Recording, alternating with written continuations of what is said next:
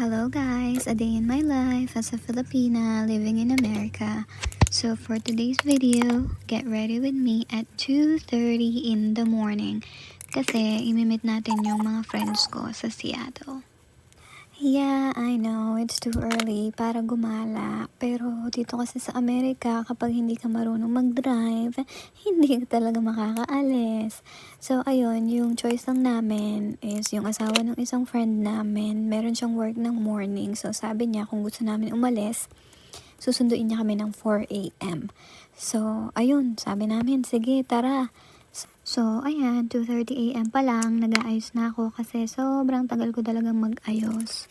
Dito yun lang yung mahirap guys, kapag hindi ka marunong mag-drive, hindi ka talaga makakapunta kung saan mo gustong pumunta. Unless malakas yung loob mo para mag-commute. Dito kasi meron naman silang bus eh. Kaya lang ako, takot kasi akong mag-commute. Pero kaya ko naman kung may kasama ako. So, yun, sana this year matuto na tayong mag-drive. Feeling ko napaka-boring ng voice-over ko. Hindi kasi ako marunong.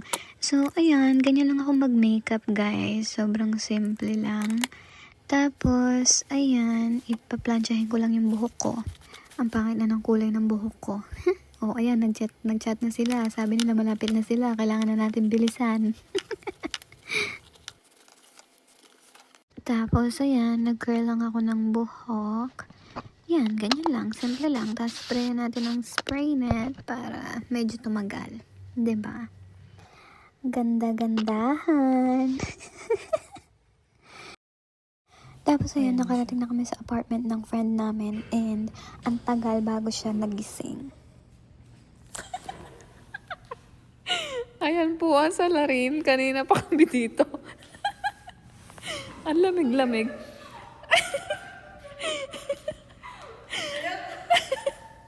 Ang lamig-lamig. Buti na lang yung lalaki. Inano kami, pinapasok kami dito. Ganito po kami gumala dito. Alas 4 pa lang ng umaga. Nakagala na kami. Ayun na guys. Hi, Faye. Hello! Kami gagala. Where are we going? Guys, nasa Korea kami ngayon. Nasa Korea na naman kami. Welcome to Korea. Oh, ayun, lakad. Saan yan? Diyan, ang diretso.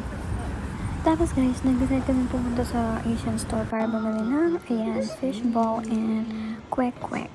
So, ayan, craving satisfied. Bye!